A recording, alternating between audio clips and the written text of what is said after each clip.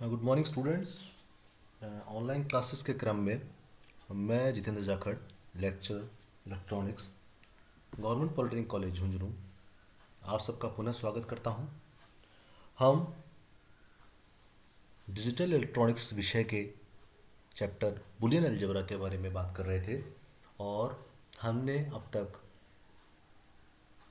इसका historical review, इसके basic concepts, logical statement के बारे में, कांस्टेंट वेरिएबल्स के बारे में, ट्रुथ टेबल के बारे में, ऑपरेटर्स के बारे में जो हमारे बुलियन अलजेब्रा में काम आते हैं, और पोस्टुलेट्स के बारे में बात कर ली थी। आज के लेक्चर में हम बात करेंगे लॉज ऑफ बुलियन अलजेब्रा के बारे में। तो बुलियन अलजेब्रा में हमारे मुख्य रूप से 6 लॉज होते हैं। क्या क्या नाम होते हैं इनके? पहला होता है कम्यूटेटिव लॉ, दूसरा होता है एसोसिएटिव लॉ, तीसरा होता है डिस्ट्रीब्यूटिव लॉ, चौथा होता है एंड लॉ, पांचवा और लॉ, और 6 इज इन्वर्जन लॉ। इन लॉज के बारे में हम डिस्कस करेंगे। इन्हीं लॉज की सहायता से हम हमारी जो भी बुलियन एक्सप्रेशन हमें दी गई होती है उसको रिड्यूस करते हैं या उसको सॉल्व करते हैं। तो वन बाय वन हम इसको स्टडी करेंगे। पहला जो लॉ हमारा है that is commutative law. Commutative law जो हमारा है वो क्या कहता है कि any binary operation that satisfies the following expression is referred to be as a commutative operation. कि जो भी इस नियम को फॉलो करेगा वो कम्यूटेटिव ऑपरेशन कहलाएगा। और ये स्टेट करता है, कहता है कि changing the sequence of the variable does not have any effect on the output of A logic circuit. कहने का अभिप्राय क्या है कि यदि हम हमारे लॉजिक सर्किट के अंदर जो इनपुट हैं उनके क्रम को परिवर्तित कर दें तो हमारे आउटपुट में कोई परिवर्तन उत्पन्न नहीं होता। मतलब हमने ए पहले लिख दिया, बी बाद में लिखा, या बी पहले लिखा, ए पहले लिखा, उससे हमारे परिणाम में कोई भी परिवर्तन उत्पन्न नहीं होता। और यदि ऐसी कोई प्रवृत्ति को फॉलो करती हुई कोई बुलियन एक्सप्रेशन है तो हम ये कहेंगे कि ये कम्यूटेटिव होता है।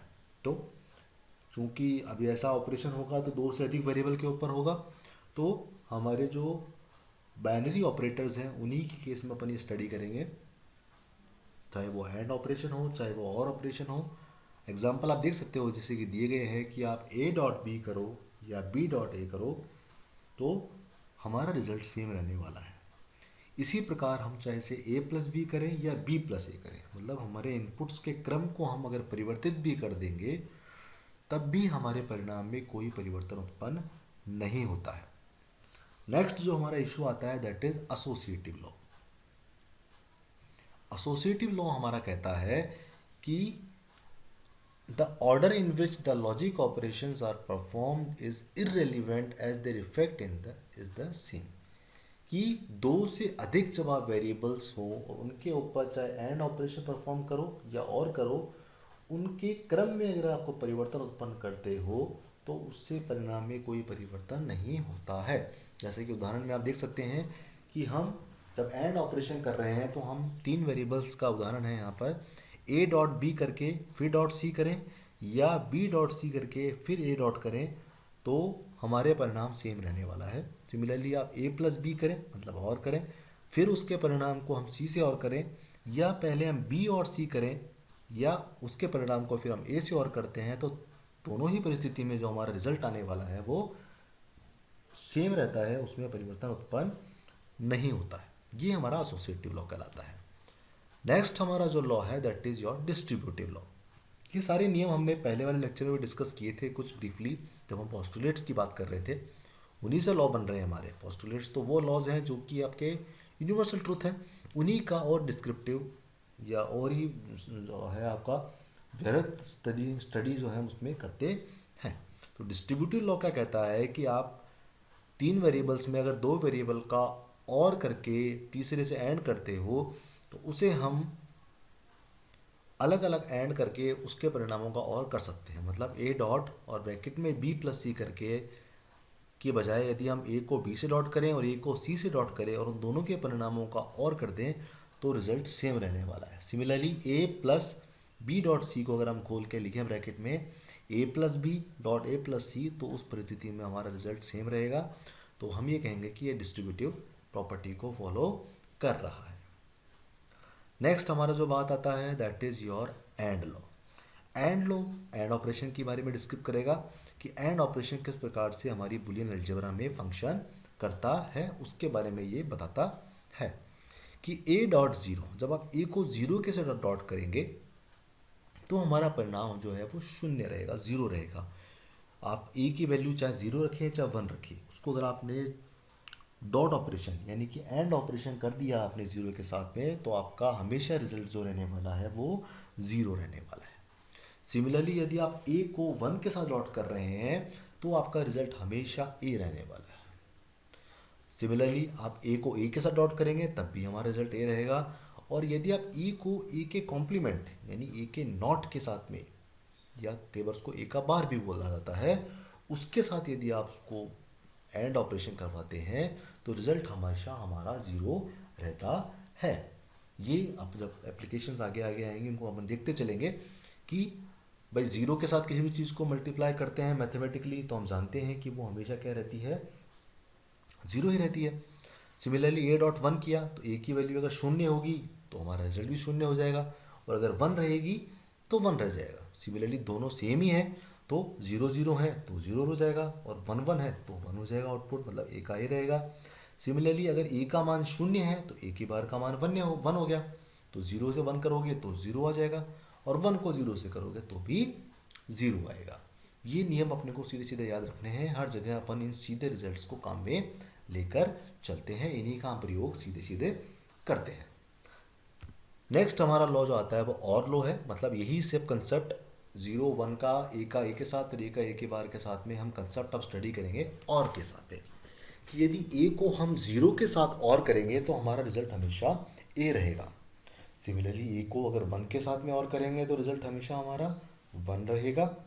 ए को ए के साथ करेंगे तो ए रहेगा, और ए को ए के बार के साथ करेंगे तो रिजल्ट हमेशा हमारा वन रहेगा। इन परिणामों को हम चाहें तो हम ए की डिफरेंट वैल्यू क्या है, आइदर ज़ीरो या फिर वन, ये वैल्यू का मान रख के हम इनको प्रूव भी कर सकते हैं कि आप देखेंगे कि हमेशा रिजल्ट जो है हमने जो देखा है वही परिणाम होता है या नहीं होता है, उसको हम देख सकते हैं। और एंड और में आप देखेंगे तभी आगे हम एक थ्योरम पढ़ेंगे जिसको हम ड्यूअलिटी थ्योरम कहते हैं, तो वहाँ भी हम देखेंगे कि किस प्रकार से एंड और ऑपरेशन के साइन के परिवर्तन से ज़ीरो और वन जो हमारा है वो परिवर्तित हो जाता है। ड्यूअलिटी थ्योरम आगे देखेंगे तब समझ में आएगी हमारे ये बात। और नेक्स्ट हमारा जो है that is your inversion law. Inversion law जो है वो आपके नॉट ऑपरेशन से संबंधित होता है। ये कहता है कि अगर आप किसी को इन्वर्जन के साथ मल्टीप्लाई कर देते हैं, एंड करते हैं, ए प्लस ए का बार करेंगे तो परिणाम हमेशा आपका वन रहता है। ये स्टेट करता है that double inversion of a variable results in the original value. साथ के साथ ए के बार का बार करोगे तो रिजल्ट आपका हमेशा क्या आएगा, ए ही आएगा। इससे हम इसके इन्वर्जन को भी समझ सकते हैं। ए के बार का बार यदि आप करोगे तो रिजल्ट क्या रहेगा, ए रहता है। इस नियम को हम कहते हैं इन्वर्जन लॉ। तो ये लॉस थे हमारे। अब इन्हीं लॉस को थ्योरम्स के रूप में भी सेटिस्फाई किया गया है, क्योंकि अलग अलग बुक्स में अलग अलग तरह से कंसेप्ट दिया गया है, तो मैंने दोनों तीनों चीज़ों को मिला के यहाँ पे आपको बताने का प्रयास किया है ताकि आपको ज़्यादा अच्छे से समझ में आए कि हम क्या समझना चाह रहे हैं। तो नेक्स्ट थिंग जो आती है उन्हीं को थ्योरम्स के रूप में आइडेंटिफाई करने का प्रयास किया गया है। थ्योरम वन जो कहती है, वन ए स्टेटमेंट थ्योरम वन का है कि ए प्लस ए करोगे तो ए आएगा, और उसका वन बी कहता है कि ए डॉट ए करोगे तो भी ए आएगा। इसको प्रूफ के साथ अपने डिफाइन किया है कि यदि ए का मान आप जीरो रखते हैं तो जीरो प्लस जीरो जीरो होता है जो कि ए है, और अगर ए का मान आप वन डॉट वन रखते हो तो वन प्लस वन भी वन होता है जो कि ए होता है। और इसी चीज़ को हम मल्टीप्लाई में प्रूव कर सकते हैं कि जीरो डॉट जीरो जीरो होता है और वन डॉट वन जो होता है वो वन होता है। तो हम ये कहेंगे कि जो पहली थ्योरम वन ए है और वन टू है ये ऑटोमेटिकली क्या है, दूसरे को डुअलिटी के साथ होल्ड करते हैं और सेम रहती है वैल्यू।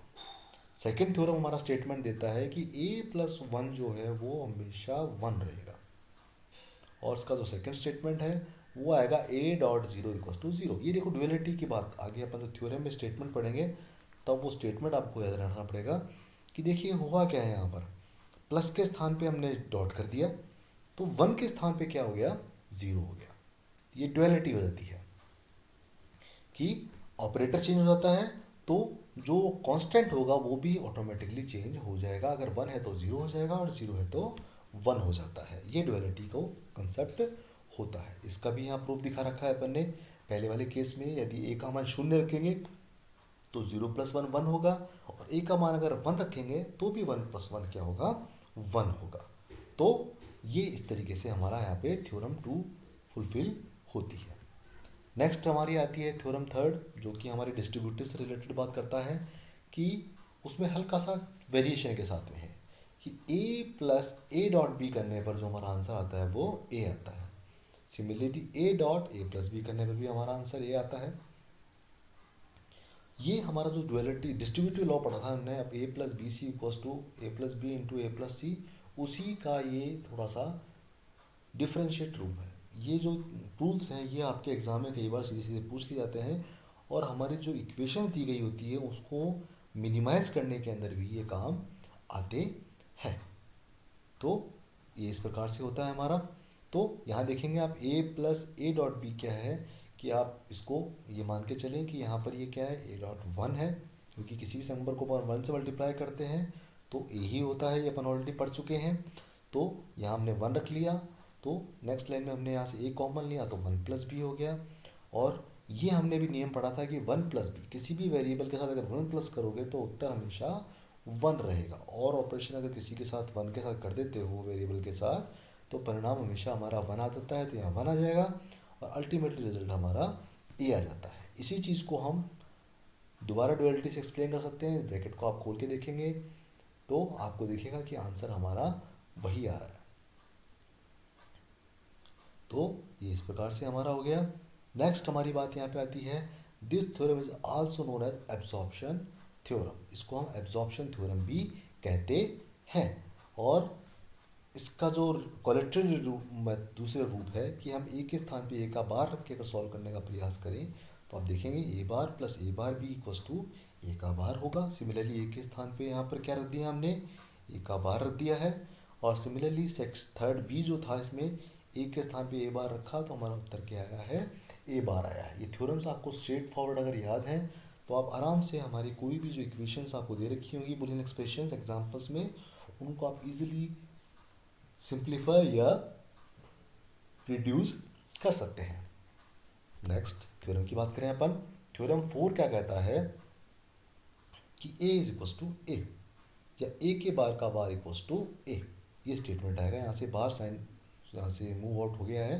बेसिकली ये क्या है, जो हमारा इन्वर्जन लॉ है उसकी बात कर रहा है। a के बार का बार जो होता है वो a होता है। इसमें थोड़ा सा करेक्शन है, इसमें ध्यान रखिएगा आप। पहले वाले ए के ऊपर बार का बार है, जो अपने रिजल्ट यहाँ दिख रहा है आपको फाइनली थस, वो इसका स्टेटमेंट है एप्लीकेशन थ्योरम फोर का, भी ध्यान में रखिएगा आप।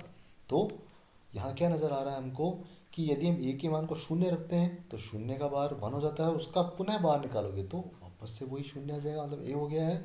सिमिलरली वन लेके इस वैल्यू को आप देखेंगे तो हम देखते हैं कि इन्वर्जन लॉ जो है उसको यहाँ थ्योरम में सेटिस्फाई किया गया है कि किसी भी वेरिएबल के कॉम्प्लीमेंट का पुनः कॉम्प्लीमेंट लेंगे तो हमें वास्तविक वेरिएबल मिलता है। ये थ्योरम फोर हमारी यहाँ पे बताती है। उसके पश्चात हमारी थ्योरम फाइव आती है, जो कि कहती है कि a plus A bar B, जो हमने पहले थ्योरम पढ़ी थी उसी में हल्का सा वेरिएशन आ गया है कि a plus A bar B जो होता है वो a प्लस बी होता है। और ड्यूअलिटी इक्वेशन लिखें इसकी, प्लस की जगह डॉट लगा दें, डॉट की जगह प्लस लगा दें, तो a dot A bar plus B जो होता है वो a डॉट बी के बराबर होता है। तो यहाँ हम देखेंगे, इसको सॉल्व करने का प्रयास करें। a plus A bar B हमारे डिस्ट्रीब्यूशन लॉ के अनुसार पहले a प्लस ए का बार होगा और a प्लस बी होगा, और a प्लस ए का बार जो होता है वो क्या होता है, वन होता है। ये हमने जब हमने और लॉ पढ़ा था वहाँ पे हमने देखा था। तो यहाँ ये प्रूव कर दिया कि a प्लस बी के बराबर ही रिजल्ट होता है। सिमिलरली हम इस प्रॉपर्टी को दोबारा लगाते हैं तो हम देखेंगे इस केस में भी आपको a डॉट बी ही आउटपुट पे मिलेगा। ये सेकंड अब्जॉर्प्शन थ्योरम भी कहलाती है। इसकी जो क्वाड्रेटिक इक्वेशन है कि आपने साइन चेंज कर दिए, ए के स्थान पे ए बार कर दिया, इसके लिए ए कर दिया, तो भी रिजल्ट हमारा ए प्लस बी और ए बार डॉट बी आने वाला है। इस चीज़ को आप इजीली यहाँ पर देख सकते हैं। तो दिस इज़ द केस। ये हमारी 5 इंपॉर्टेंट थ्योरम्स हैं। उसके बाद जो फाइनली इसमें पार्ट जो हमारा आज के चैप्टर में हम देख के चलेंगे, that is your duality theorem. Duality theorem बहुत ही इंपॉर्टेंट स्टेटमेंट है, कई बार आपके छोटे क्वेश्चन में पूछा जाता है कि this principle states that any algebraic equality derived from these axioms will still be valid whenever the or and and operators and the identity elements 0 and 1 have been interchanged। कि किसी भी इक्वेशन या किसी भी लॉ में यदि हम and की जगह और लगा दें, और की जगह एंड लगा दें, और साथ ही साथ जो कॉन्स्टेंट्स हमारे हैं जीरो को वन में चेंज कर दें या वन को जीरो में चेंज कर देंगे, तो वो स्टेटमेंट जो है हमारा उसके लिए भी वैलिड रहता है, वाइस वर्सा कंडीशन के लिए भी। जैसे यहाँ एग्जांपल हमने एक बना के लिख रखा है कि आप a plus one equals to A लिखते हैं, तो इसमें अगर आप चेंज करेंगे और ऑपरेशन एंड के रूप में कन्वर्ट करते हैं, तो a डॉट वन के स्थान पे हमें जीरो करना पड़ेगा और a का a रहेगा। यहाँ थोड़ा सा वेरिएशन है, यहाँ पे a आएगा एक्चुअली में ये, ठीक है। तो ये चीज़ यहाँ पर ध्यान में रखनी होती है। तो ये यहाँ पे भी देखते हुए आ रहे हैं अपन, आगे देखें थोड़ा सा वापस इसको रिवाइज करें कि हमने यहाँ क्या किया है, इनको हम यहाँ पे चेंज कर रहे हैं। सिंपल प्लस की जगह डॉट आ रहा है और डॉट की जगह प्लस आ रहा है, तो उसी अकॉर्डिंग हमारा आंसर भी वेरी कर रहा है। जैसे यहाँ पे देखिए आप ए प्लस ए इक्वल्स टू ए है और ए डॉट ए भी ए है। यहाँ पे देखिए ए प्लस वन वन होता है और उसके स्थान पे हम ए डॉट जीरो कर देते हैं तो जीरो हो जाता है, तो प्लस का डॉट हो गया और जीरो का जीरो हो गया है। तो ये डुअलिटी थ्योरम हमारी होती है। ये सब थ्योरम्स में अपन देखते हुए आ रहे हैं कि हर इक्वेशन या हर थ्योरम का एक बी पार्ट होगा जो कि उसकी डुअल इक्वेशन कहलाती है। दोनों इक्वेशंस को हमें काम में लेते हुए हमारे सॉल्यूशन तक जाना होता है। तो आज की क्लास में इतनी बात करेंगे। Thank you.